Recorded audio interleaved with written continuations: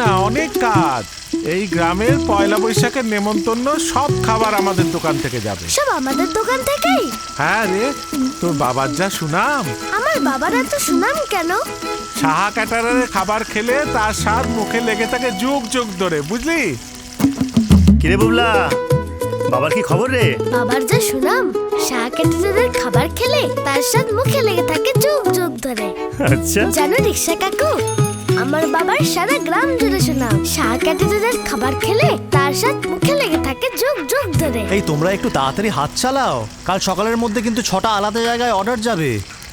হয়ে যাবে। কিরে, তো স্কুলের ছুটি হয়ে গেল? হ্যাঁ। এই স্বপন, এই নতুন হালখাতাটা নিয়ে আয় তো, কাল পুজো আছে।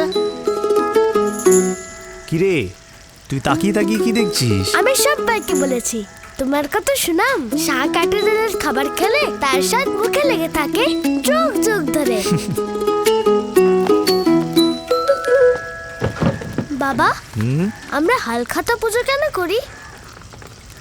নববর্ষে নতুন বছর শুরু হয়, আমরা যারা ব্যবসা করি নতুন হালখাতা খুলি, পুরনো সব হিসেব বন্ধ করে নতুন করে হিসেব শুরু করি, আর ঈশ্বরকে বলি পুরনো যা দেনা আছে সব যাতে শোধ হয়ে যায়। আমাদের তো কোনো দেনা নেই না বাবা। পুণ্যেরও দেনা হয়, আর সেই দেনা শুধু সাধে মেটে না। পুণ্যের দেনা হলে কি হবে? পুণ্যের দেনা হলে সুনাম বদনামে বদলে যাবে।